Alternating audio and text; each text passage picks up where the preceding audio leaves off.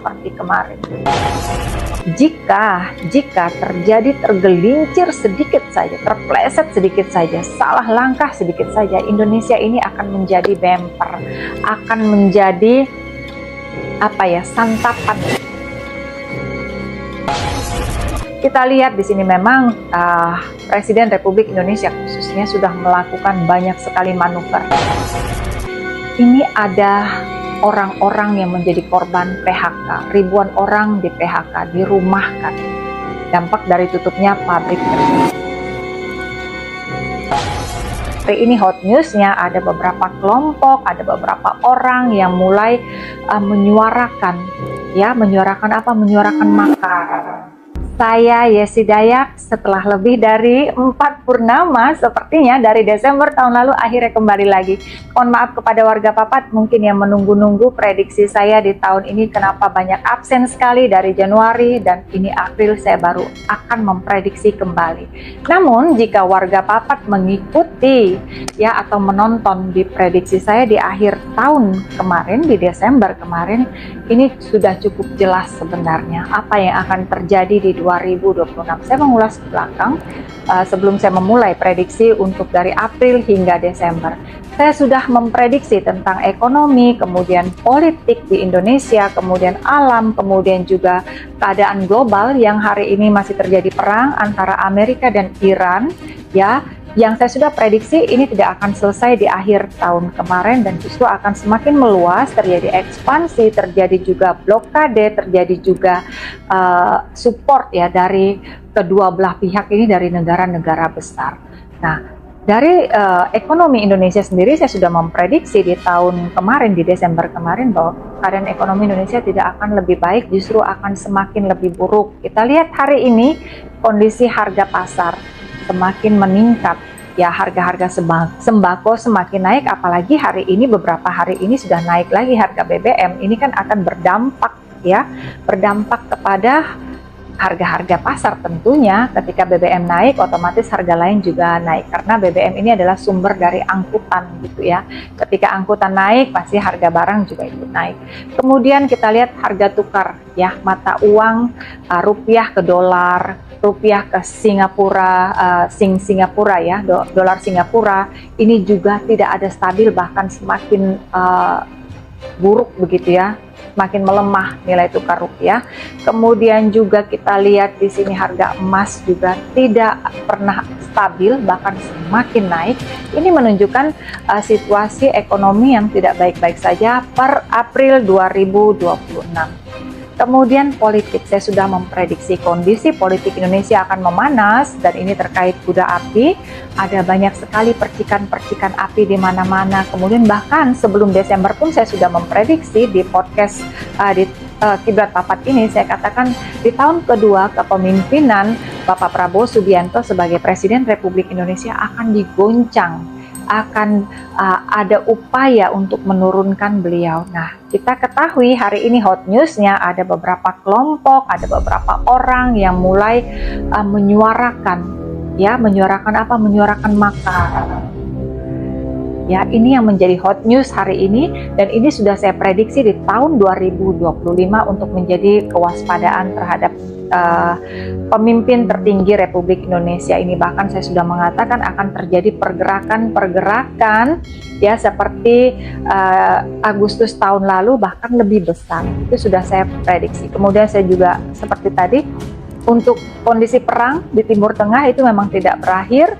Di 2026 ini masih terus, itu sudah saya prediksi dan hari ini kita ketahui Selat Hormuz masih ditutup yang dampaknya kan kita ketahui kepada global dan juga khususnya kepada Indonesia terkait BBM. Dan bukan hanya BBM sebenarnya, Selat Hormuz ini juga mengangkut biji plastik. Ini warga Papat, sebelum saya lupa salah satu pabrik terbesar petrokimia di Bekasi ini kan tutup. Dampak dari suplai dari biji plastik ini yang dari Selat Hormuz ini tidak bisa sampai ke pabrik tersebut ke Indonesia sehingga harus tutup. Nah, tutupnya pabrik tersebut ini kan berdampak pastinya kelangkaan plastik-plastik. Kemudian juga yang paling menyedihkan di sini kan bukan hanya plastik yang langka, kemudian harga plastik juga menjadi naik. ini ada orang-orang yang menjadi korban PHK, ribuan orang di PHK, dirumahkan, dampak dari tutupnya pabrik tersebut. Nah, ini baru satu contoh dampak dari ketika Selat Hormuz ditutup, seberapa parahkah chaosnya Indonesia. Baik, saya akan melihat apakah situasi ini akan membaik dari April ini ke Desember atau justru akan semakin lebih buruk lagi. Seperti biasa, saya menggunakan kartu tarot dan akan membacanya dengan mata batin saya, mengambil 3 kartu tarot, kemudian 1 bottom deck card.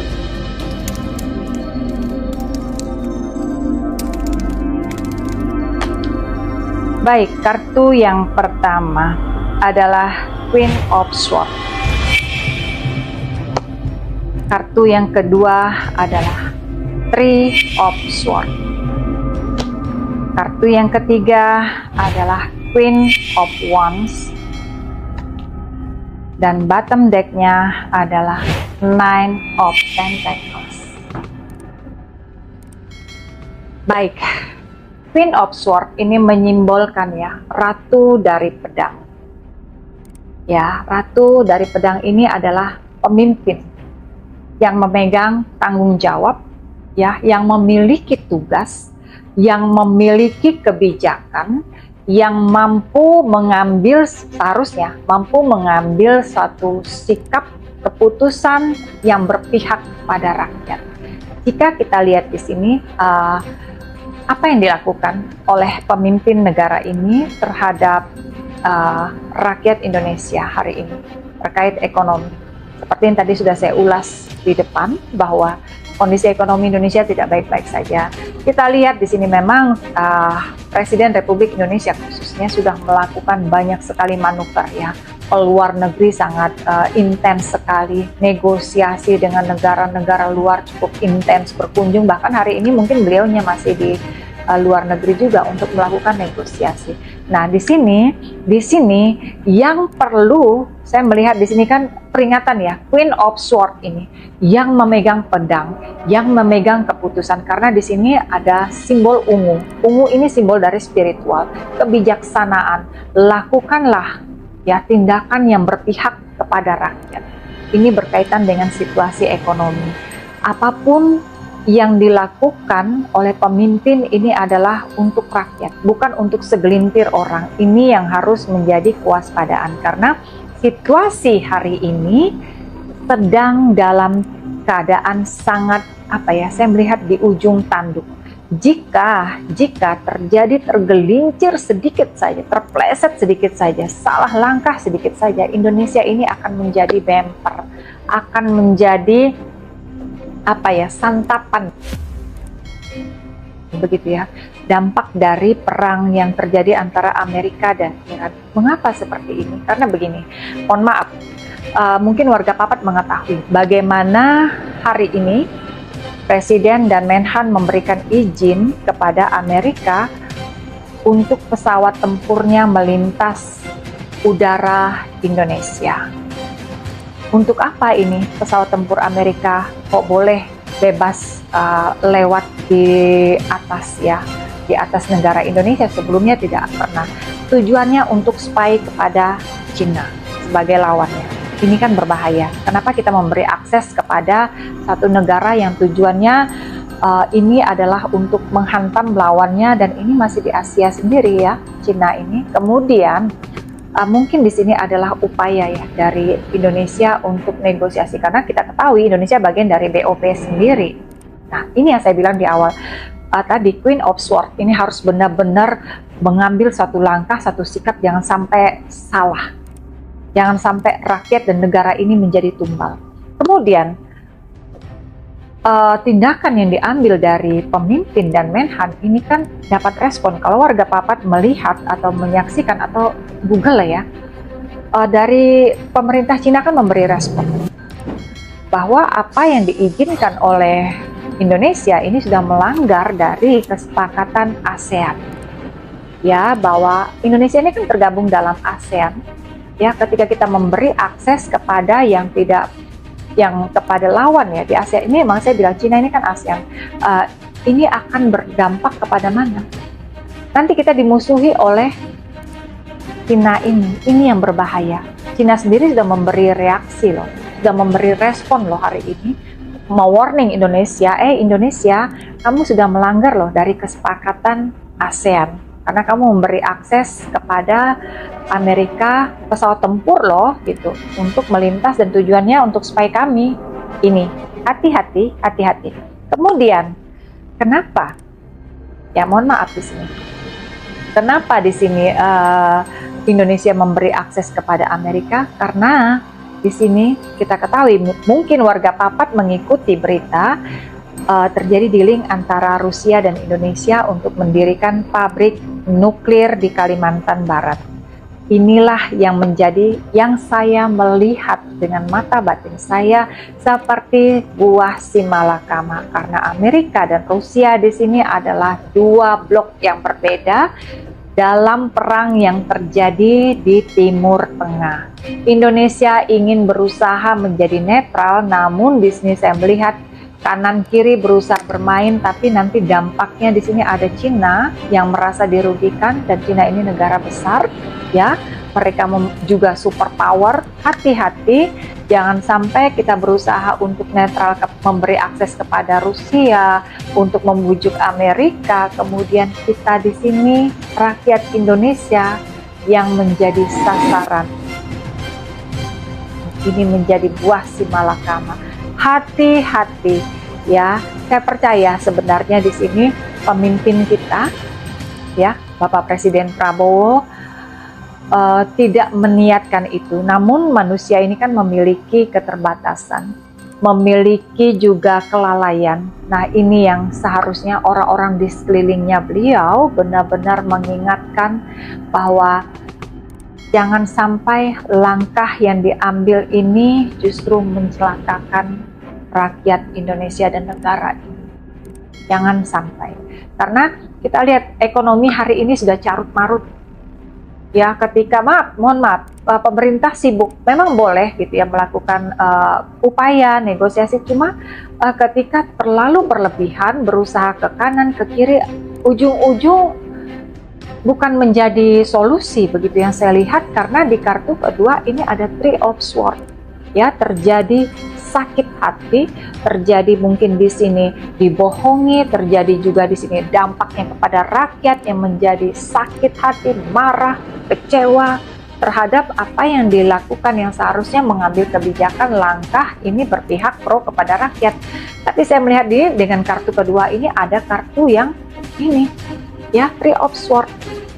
Ya, ada perasaan yang dikecewa, ada perasaan yang dihianati, ada perasaan yang merasa marah yang luar biasa. Nah, ini berkaitan dengan ketika ekonomi hancur, politik mulai bergejolak.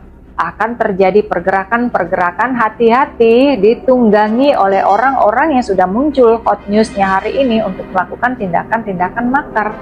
Nah, ini ya yang saya sampaikan, apa yang menjadi prediksi saya di 2025, apakah ini akan bergulir menjadi bola liar di 2026 per April ini hingga Desember. Saya melihat ini akan bergulir, karena di kartu kedua ini menyimbolkan banyak yang sakit hati dengan tindakan atau kebijakan yang diambil yang tidak pro kepada rakyat. Justru rakyat yang akan semakin dikorbankan. Apapun yang dilakukan ini seperti hanya show off belaka, tapi tidak ada hasil yang signifikan. Ya, hati-hati, hati-hati. Mohon maaf sekali, di sini saya melihat timbulnya gejolak, pergerakan massa yang memang real, karena untuk mendemo situasi ekonomi yang tidak baik-baik saja, lapangan pekerja yang tidak baik-baik saja, ada people power turun ke jalanan. Ini saya melihat hati-hati, pergerakan ini saya melihat di bulan 6 ke atas, Juni, ini sudah April, ya. 2 bulan ke depan saya melihat mulai ada pergerakan-pergerakan masif. Hati-hati, Juni, Juli, Agustus ini akan terjadi kobaran-kobaran api, terjadi isu-isu yang tadinya ini benar-benar harus dihandle. Kalau tidak, saya sudah memprediksi dan meramalkan dalam 2 tahun kepemimpinan Presiden Prabowo ini akan digoncang dengan untuk diturunkan. Hati-hati, don't trust anyone, Pak, ya. ya, mohon maaf di sini, jangan percaya dengan orang di sekeliling Bapak Presiden Prabowo. Saya melihat di sini banyak sekali ya yang bermain 2 kaki, 3 kaki. Don't trust anyone. Rakyat Indonesia juga harusnya begitu. Ketika mau bergerak ya untuk demokrasi, tidak apa-apa menyuarakan, tapi kalau sudah ditunggangi dengan niat untuk ya makar atau melakukan tindakan-tindakan yang pada akhirnya meruntuhkan NKRI ini, rakyat Indonesia harus jeli. Jangan hanya, nah ini yang perlu diwaspadai ketika perut lapar, ketika uang tidak ada, kemudian disuguhkan uang segepok, bergerak membabi buta. Ini yang nanti akan membutakan empati manusia. Hati-hati, karena saya melihat ke arah sana, dilaparkan gitu ya, lapangan pekerjaan dipersulit, manusia butuh uang, kemudian itu dimanfaatkan. Nah ini yang harus diwaspadai. Kemudian ada Queen of Wands ya, ini alam ya, Queen of Wands ini ya, di sini gini, ketika ekonomi Indonesia menuju kondisi yang tidak ada perubahan ke arah yang lebih baik, kondisi ekonomi Indonesia menyebabkan gejolak dalam suhu politik, alam akan beresonansi, alam juga akan merespon. Ketika manusia semakin rakus, ketika manusia tidak mampu memanusiakan manusia lain, ya alam akan memberi peringatan lebih keras lagi. Hati-hati. Queen of Wands ini kan segala sesuatu ya bisa dilakukan. Alam ini adalah simbol dari tangan Sang Ilahi, tangan Tuhan gitu ya. Nah ini alam akan bertindak juga. Di tahun ini hati-hati ketika ini setiap hari sebenarnya, mohon maaf, kondisi alam Indonesia ini kan gempa terutama sudah setiap hari ini selalu ada di mana-mana.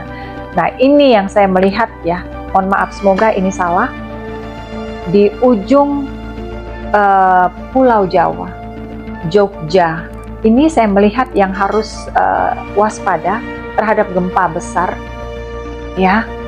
Ini nih Jogja, saya melihat ada gambaran Yogyakarta ya, terjadi guncangan yang cukup besar di tahun ini menuju Agustus ke atas ya. Semoga ini tidak terjadi, tapi ini perlu untuk menjadi kewaspadaan. Apapun ini perlu untuk kewaspadaan. Saya selalu mendoakan hal-hal baik, namun apa yang saya lihat ini saya sampaikan untuk kewaspadaan kita ya. Kemudian di bottom deck card saya ini 9 of Pentacles secara global ya, ini secara global. Secara global apa yang terjadi hari ini kan untuk kepentingan bisnis. Pentacles ini simbol uang. Ada yang mengambil kesempatan dari situasi yang chaos diciptakan hari ini. Siapa? Ya negara-negara yang mensupport perang ini ya. Senjata ini menjadi laku di mana-mana, menjadi uang di mana-mana, kemudian terjadi blokade di Selat Hormuz ini juga mendatangkan uang bagi negara-negara lain gitu ya, dan negara-negara yang tidak mandiri termasuk Indonesia akan chaos, akan memperbanyak hutang negara untuk mengupayakan supaya bisa dapat minyak, BBM dan sebagainya. Nah, ini ujung-ujungnya adalah untuk itu tadi, memperkaya ya suatu negara yang adik kuasa, kemudian juga untuk menaklukkan negara-negara lain sehingga negara-negara tersebut tunduk, takluk atau bahkan diperah ya lebih lagi ya. Kita ketahui, nggak perlu menutup mata, Indonesia hari ini sudah cukup di cengkraman asing, itu sudah cukup cukup ini begitu loh. Kita ini nggak mandiri secara